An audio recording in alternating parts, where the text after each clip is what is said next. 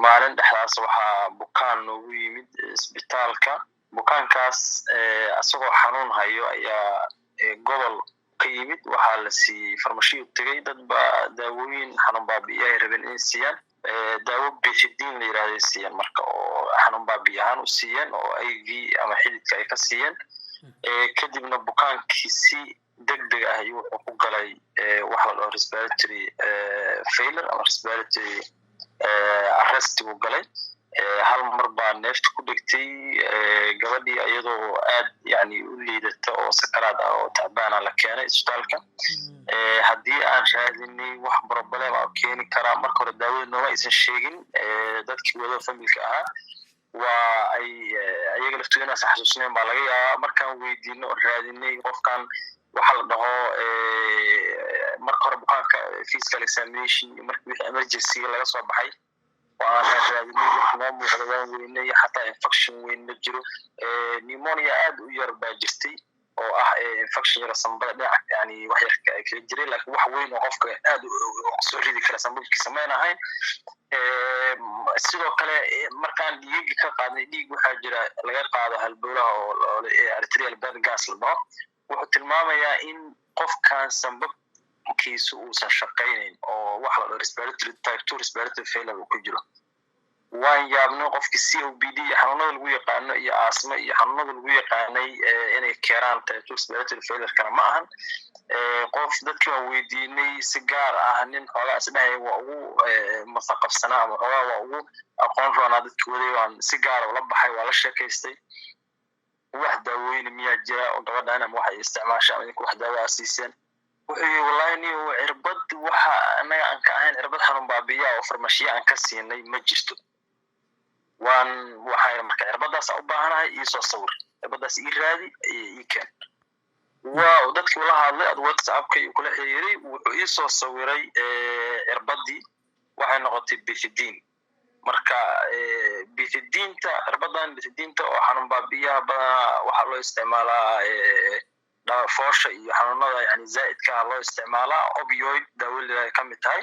opioidka marka waxay keenaan respiratory failure ama qofka sanbabada inay istaagaan oo shaqagab noqdaan, oo shaqadii la rabay sanbabku inuu qabto guud ahaanba ay istaagto. hadday ahaan lahayd qofka oxygenka inuu qaato iyo hadday ahaan lahayd wasakhdii iyo carbon dioxide inuu soo saaro intaba. labadiba yani wuxuu noqday type 2 respiratory failure buu galay. uu qofku u gelinaya daawadaas ay gelinaysaa. gabadhaana sidaasaa ku dhacday. aduu gabadha ICU way gashay, intubated tubo waxay noqotay in la gasho mishin yani neefta uu ka qaado oo uu neefta siiyo ayay xaaladaasi gaartay. waxay ka mid tahay dhacdooyinkii aan kala kulannay daawooyinka dadka la iska siiyo iyadoo aan dhakhtari soo qorin, oo weliba daawooyinka waa kala adag yihiin daawooyinka adag ka mid ah. sidoo kale waxaa jirtay iyadana dhacdo noocaas oo kale aan la kulannay oo ah maadadan la yidhaha clarithromycinka ama antibiotic la dhaho clarithromycin oo ah daawo antibiotic oo loo isticmaalo infectionada badanaa sanbabada iyo meelo badan jirka ku dhaca. oo qof inta la siiyey ay xaaladiis ka dartay. dabcan qofkaas infection sanbada ah real wuu qabay oo qof ayaa markaas aad waxa ka ula tagay oo ka cabanaya wuxuu tagay farmashiyaha daawadaas ka qaatay uu isticmaalay 4 bil 3 bil markuu isticmaalay xaaladiis way ka sii dartay. xaalad xun buu galay. isbitaalka la keenay. markaan baarnay qofkii pneumonia caadi uu qabay oo dabcan pneumonia way jirtay, laakiin qofka xaaladiisu tacbaan bay ahayd, aad buu u liitay.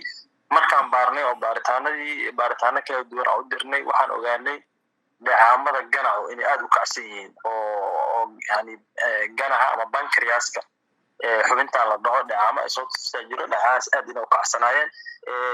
markii aan raadinana waxaan ogaanay in daawadan uu isticmaalayay ay keentay oo la dhaho clarithromycin oo antibiotic caadi ah oo dadku ay iska isticmaalaan, laakiin qofku inuu iska isticmaalo aysan sax ahayn.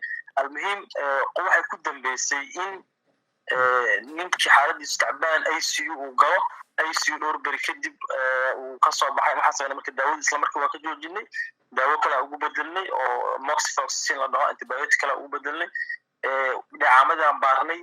maalintii aan daawada ka joojinaynay 1500 uu maray yani dhacaankaas oo soo tufo beerkeerada ama ay soo tufto ganacu. maalintii aan joojinay maalintii ku xigtay 900 ayuu soo gaaray, maalintii ku xigtay 600, almost si nadiif u soo degay. waxaan xaqiiqsanay marka in uu wixii keenay dhibaatadaas inay ahayd daawadaas qofkaas uu iska isticmaalay.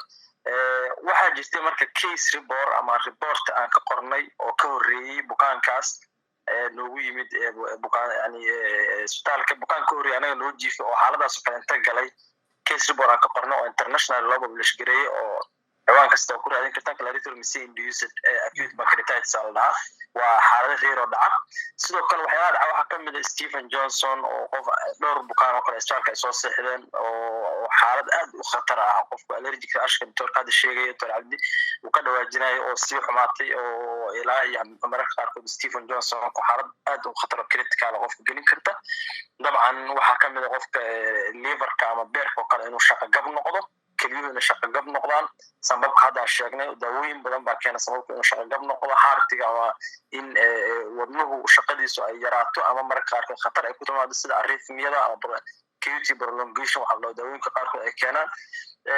dabcan wax la soo koobi karo ma ahan marka laga hadlayo dhibaatooyinka ka imaan kara qofka daawada inuu iska isticmaalo. su-aasha marka waxay tahay haddii daawada dhakhtarku qoro waxyaalahan ma ka dhalan karaan? dabcan way ka dhalan karaan, laakiin dhakhtarku maadaama uu yaqaano daawadan waxa ka dhalan kara marka horeba si taxadar leh ayuu qofkan dooska loogu talagalay u siinayaa. waa midda labaad qofka haddii uu xaaladaas ay ku la soo gudboonaato bukaankii wuxuu siinayaa dardaaranka loogu talagalay oo ah qofkaas si degdeg ah ula soo xiriiro loogana joojiyo loogana bedelo. laakiin haddii qofka farmashiyo intuu ka qaatay uu daawadii iska qaadanayay iskiis u qaadanayay uusan xanuunkan ku yimid u malaynayn in daawadan keentay, daawadaas waxay imaanaysa inaan la joojin oo ay sii socoto oo dhibaatada ay kasii darto. tusaale ahaan asagoo daawada isticmaalaya wuxuu isku arkayaa indhihii oo cagaartay waxyaala noocaas oo kale caloosha xanuunaysa, cagaarshow iyo waxyaalo kale oo aan isleeyahay shaqo kuma lahan daawadan.